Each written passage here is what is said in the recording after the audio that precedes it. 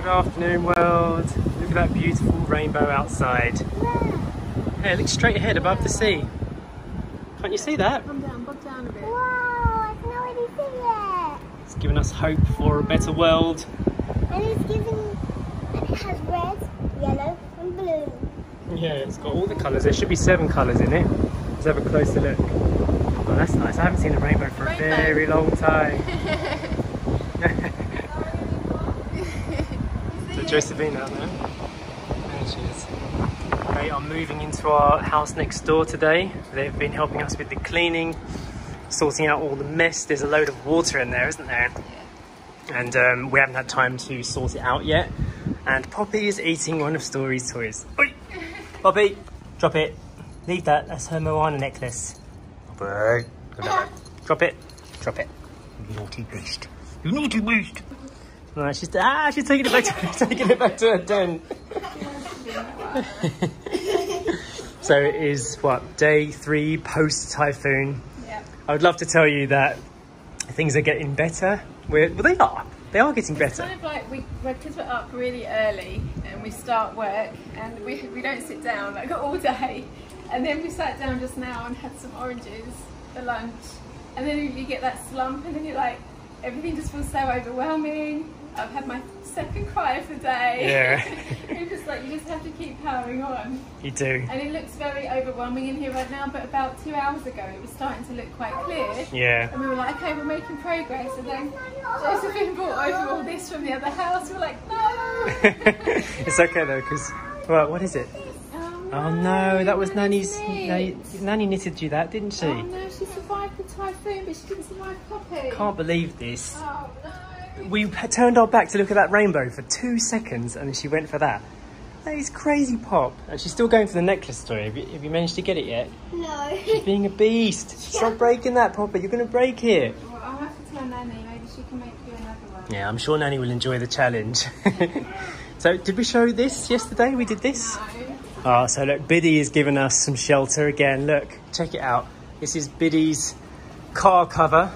And we've actually used it as a window cover. It is the biggest piece of material we have. What was it then?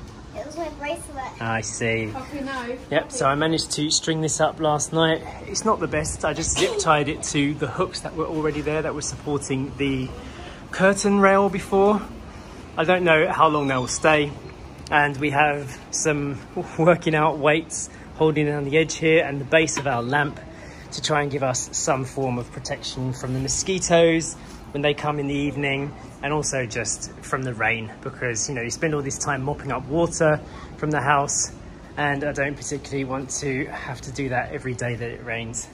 Yeah, the first day it was everywhere, completely covered, like almost ankle deep water in here, and we had to just get it all out the door. Yeah, especially around this edge all here. in the corners, the edges, like just everywhere. The kitchen was really bad. This was the last thing we did today, wasn't it? Yes, so this morning my priority today was to kind of get Story's room cleared a bit, because that's the room that we're all sleeping in right now. So we wanted to clean it and make sure there was no kind of puddles and stagnant water in there, because that's where we're sleeping, and I just wanted to get Story's room kind of a bit more back to normal.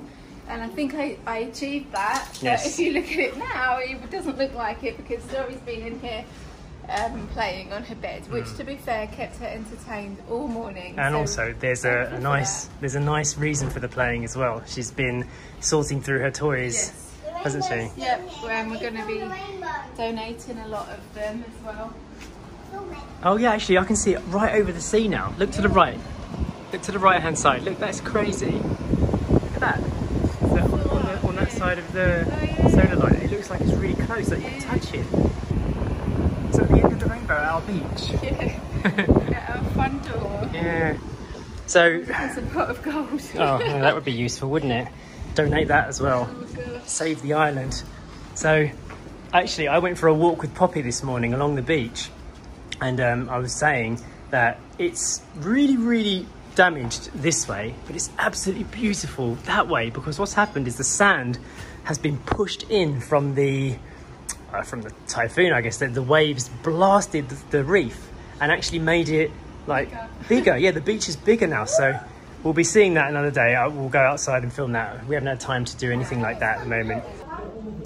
So I feel like we're kind of a bit all over the place at the moment. We're trying to film and then we're losing our train of thought. We've got a lot going on right now, but I don't feel like I finished telling you about Story's room.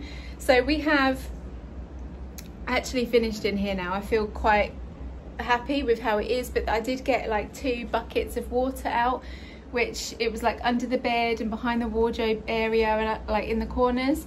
So we squeegeed all that out and threw the water away, obviously, and basically we just have to push her bed back and put her Legos back, and just, she has actually been organising stuff for me this morning as well and helping out by we're using this as a way to kind of purge a lot of stuff as well that we don't want anymore, and this is a perfect opportunity to donate, because a lot of people, a lot of families just lost literally everything. So if we can't, you know, donate and give use to our stuff that we no longer need, then now is the time to do that. So Story's been very good at kind of choosing what she doesn't want anymore. And the other thing I've done this morning is cleared out this area of the house. So this was like a big puddle all behind here, behind the gas, behind the fridge.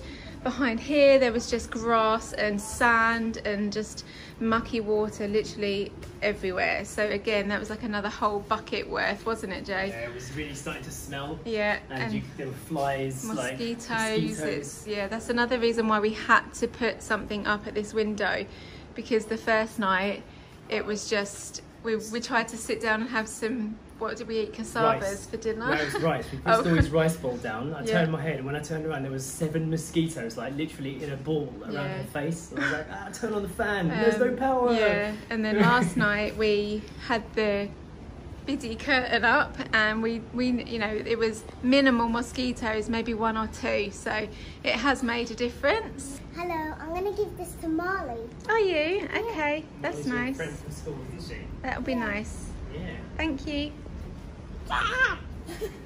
Let's push this bed back in.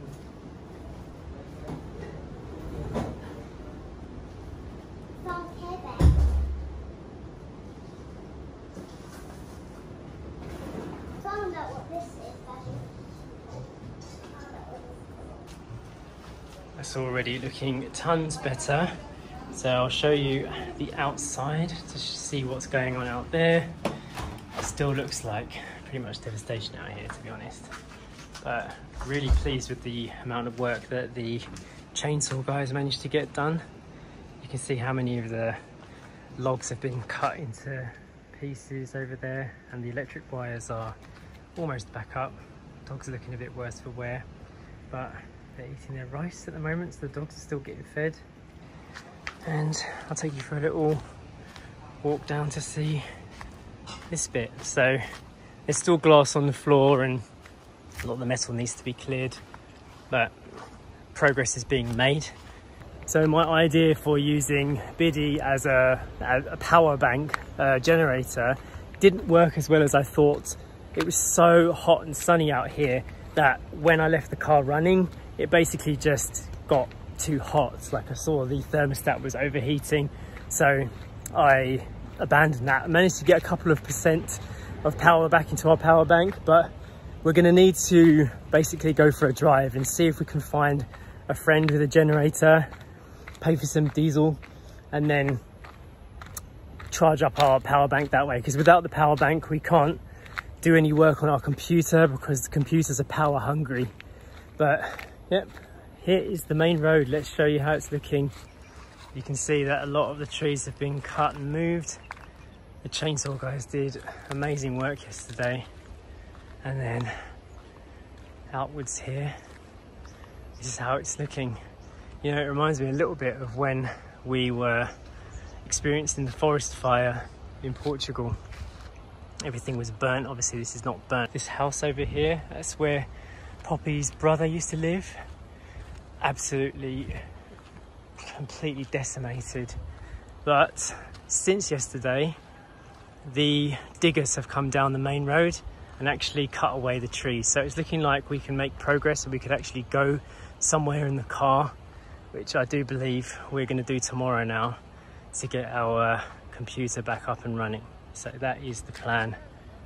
In terms of charging our phones, it's not a problem to do that in the car, so we should be okay for that, which is why we've been doing vlogging on the phone. I'm going to try and keep like a kind of daily diary to give you guys a idea of what's been going on, because obviously we've been offline now from when you see these videos for quite some time, and it's been worrying. You know, we haven't been able to tell our family that we're alive, and it's been 3-4 days now. So they're probably freaking out like mad. Well, obviously by this point they would know that we're safe and we survived this, but things are not comfortable and things are far from fixed. Over here is our next priority. It's the water. We have no running water, which is making life very difficult, but there's no way to do anything about this until we can trace like where the breaks in the pipes are. We have to replace all of the water tanks because literally the trees fell into them and smashed them to pieces because they're made of fiberglass. You can see here, this one, a tree went actually straight through it and cracked it in half. And I haven't actually looked at the pump yet to see what state that's in, but I can already see there's a tree going through the building itself. So, oh my goodness, it's going to be a long time before things go back to normal. A very long time. We've been trying to, I don't know, process this and tell Story that things are going to be all right and everything, but it's one of those times when you just don't know. I mean, I haven't got high hopes for this being fixed in the next few days, so it's looking like we will be without water for a bit longer. I can see a pipe there going off under the rubble and then underneath more trees that haven't been cut yet, and I can also see another broken pipe there. So, oh my goodness, it's going to be a while before we get back to some form of comfort. When I see people just kind of trying to get their lives back on track, I have a massive respect for the people that live here, you know, their whole lives, and perhaps maybe even every storm season have had to deal with something like this. Okay, I'm going to go ahead and end this video. I have to be wary standing underneath the trees that are left standing, because obviously they took a big battering. We don't know what's stable and what's not, but if these guys could have survived the 100-mile-per-hour winds, then maybe we'll be okay. I'm going to walk back slowly and trace the water line so I can see if maybe I can get an idea of how I could help with this, help Papang to replumb the place in, but plenty to do.